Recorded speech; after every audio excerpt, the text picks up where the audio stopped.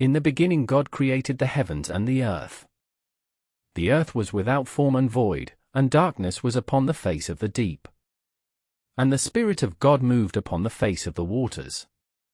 Then God said, "Let there be light," and there was light. God saw the light that it was good, and God divided the light from the darkness. God called the light day, and the darkness he called night. And the evening and the morning were the first day. This was the initial act of God's creation, establishing order in a universe that was once formless and chaotic. Over time, God continued his work, forming the land and seas, filling the sky with stars, sun, and moon, and creating every living creature. But among all his creations, he made man in his own image, Adam, and Adam's wife, Eve, to steward the earth and enjoy fellowship with him. As the ages unfolded, humanity grew in number and diversity. Yet, from the very beginning, there was a struggle between obedience and rebellion, between the divine plan of God's righteousness and the deceptive schemes of evil. Tragically, the first humans disobeyed God's command, leading to their fall from grace and the entrance of sin into the world.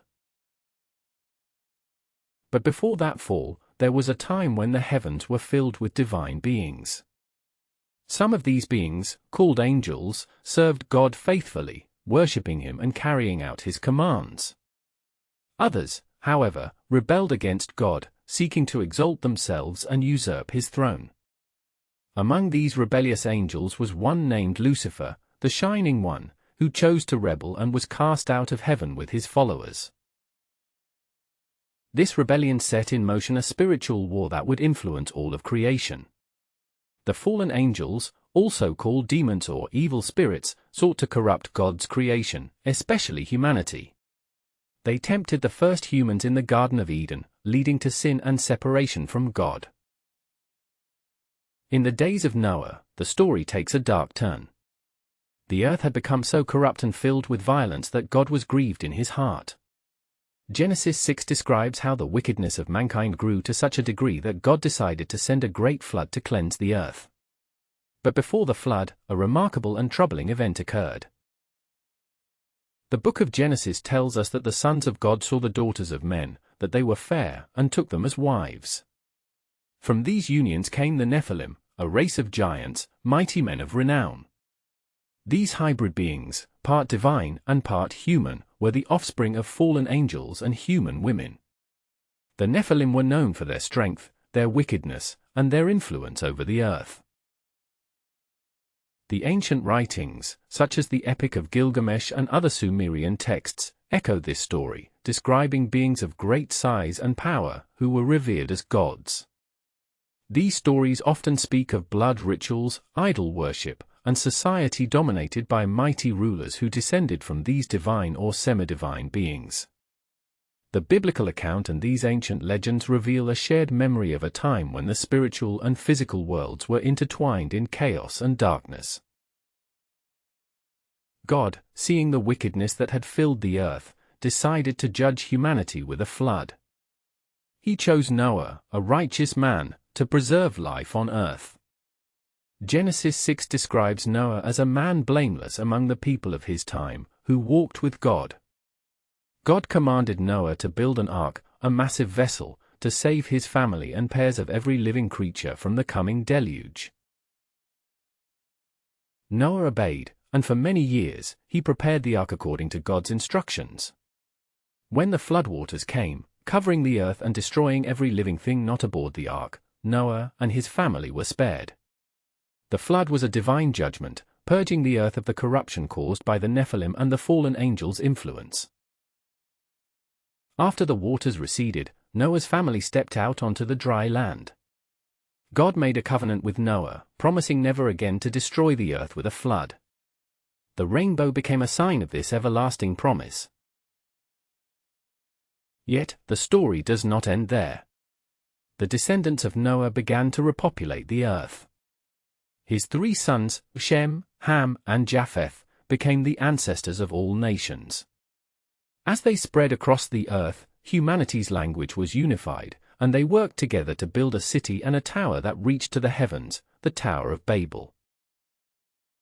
This construction represented humanity's attempt to elevate themselves above God, seeking to make a name for themselves and secure their own greatness. But God saw their pride and determined to confound their language, scattering them across the earth. This event marked the beginning of diverse nations, languages, and cultures.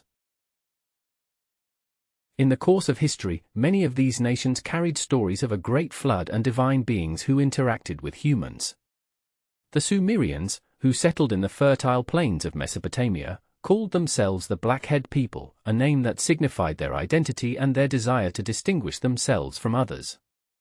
They believed their ancestors came from a place called Nippur, where divine beings and humans coexisted before the flood. The Sumerians recorded their histories on clay tablets, many of which have survived. Among these is the Epic of Gilgamesh, a story that recounts the hero's journey and a great flood that nearly wiped out all life. In their version, Utnapishtim is the survivor of the flood, granted immortality by the gods after building a boat that saved his family and animals. Similar stories appear in other ancient cultures: Deucalion in Greek mythology, Manu in Hindu tradition, Fuxia in Chinese legends, and Enuu in Hawaiian stories. All these accounts share common elements: a righteous man, a great flood, and the preservation of life. The widespread similarity suggests a common historical event that left an indelible mark across civilizations. The ancient texts also tell of divine beings called the Anunnaki, or the gods of the heavens, powerful entities who created humans, taught them arts and sciences, or demanded worship. Many scholars interpret these gods as either extraterrestrial visitors or fallen angels who sought to influence and control humanity. According to the biblical account, the Nephilim and the fallen angels corrupted the earth further through blood rituals, idol worship, and practices that defied God's commandments. Genesis 6 describes how the earth was filled with violence, every thought and intention of man's heart was only evil continually. God was grieved and decided to bring judgment upon the world with a flood. But God's mercy was evident in his choice of Noah. Noah found favor in God's eyes because of his righteousness. God instructed Noah to build the ark, a vessel of salvation. When the flood came, it covered the earth, destroying everything that had rebelled against God. Only those inside the ark survived, and after the waters receded, life began anew.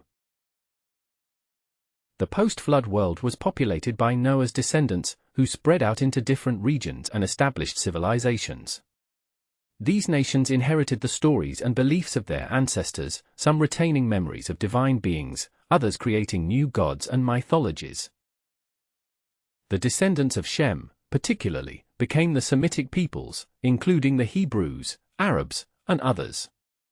From Shem came Abraham, a key figure in biblical history. Abraham was called by God to be the father of many nations. His story is foundational. God made a covenant with him, promising to make his descendants a great nation and to bless all the families of the earth through him. Remarkably, Shem was still alive during the lifetime of Abraham, which means that stories of the pre-flood world and the early divine interactions could have been passed down through living memory or oral tradition. These stories carried the weight of divine truth and history, preserved through generations. As Abraham's lineage continued, his son Isaac and grandson Jacob, later called Israel, inherited the promises of God. Jacob's 12 sons became the ancestors of the 12 tribes of Israel, shaping the spiritual destiny of God's chosen people. Meanwhile, other nations and cultures developed their own beliefs, often influenced by the stories of divine beings, giants, and floods.